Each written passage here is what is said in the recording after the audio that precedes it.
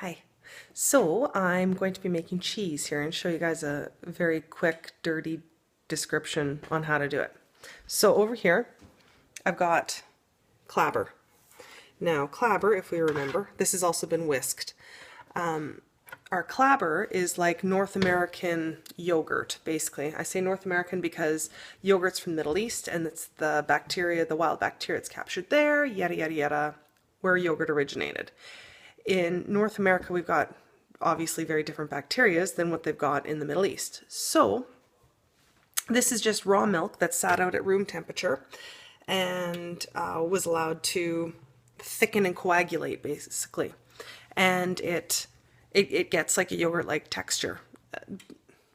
Like, not as creamy yogurt, but it's also skim milk, like I've taken the cream off of it. Anyway, so I got that, and I whisked it up to break up the chunks so it's somewhat smooth. And the reason I do that is it pours better into the milk, which is the next step.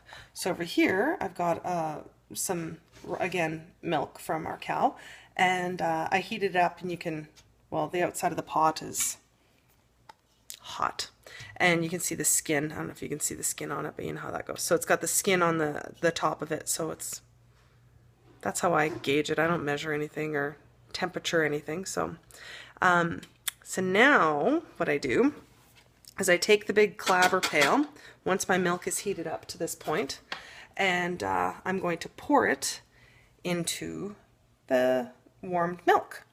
So we will see how magically that will work with a phone in one hand.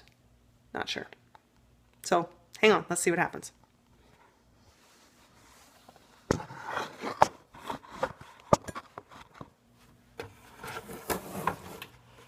Now it splashes like crazy when I do this. And always makes a mess. Oh, right in the eye.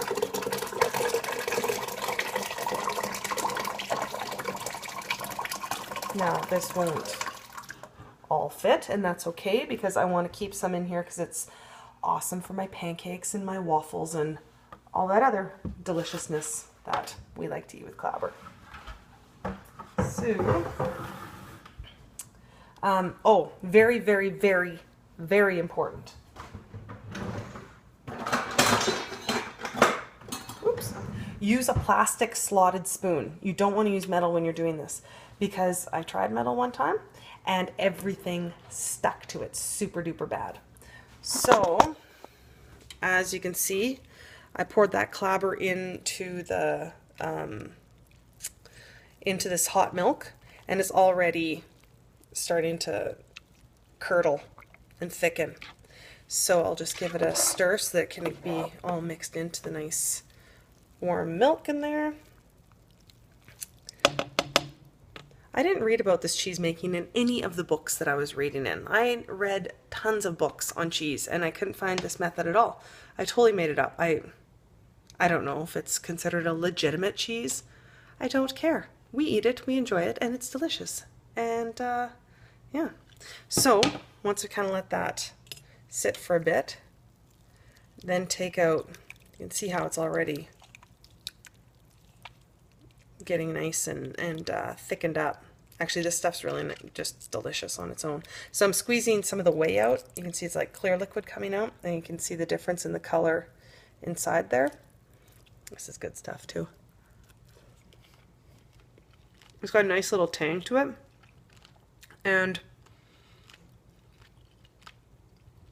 like it's got flavor. I've made I think it's called pannier, I'm not totally sure, before, and I found it to be, apparently kids are going to bed. I found it to be blah. It just has that, just tastes like solid milk is all it tastes like, some kind of This though has flavor. Okay, so what I do when I have two hands to do this, and you got to be careful because the hot bottom gets pretty hot, but it works best with heat. Okay, so I grab a handful like you saw me do when I ate it. You can see all the whey squeezing out of it more too. So I squeeze out as much of the whey as I can. Again, one-handed is difficult. I then throw it into a bowl. Whoop. And then, after I get a whole bunch in there like that, then I just sprinkle it with salt, and it's lovely. Very, very lovely. I'm sure other people have other methods. This is our method. That kid in the background, I tell you. Get to bed now. Yeah. Little fart. Got me off track.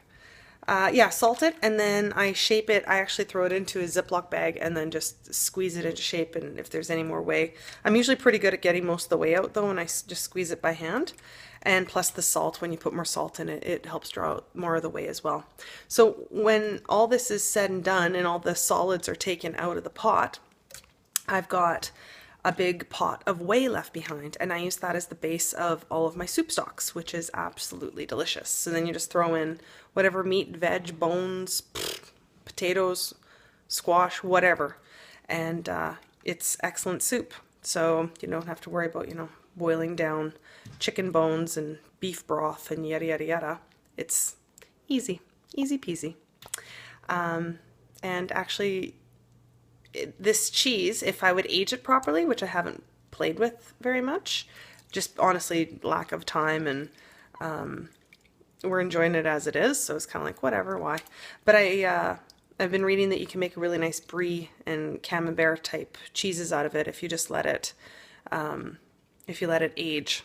So just this clabber cheese, not using my method, but whatever, apparently it works as well. But for another day, I'll try that.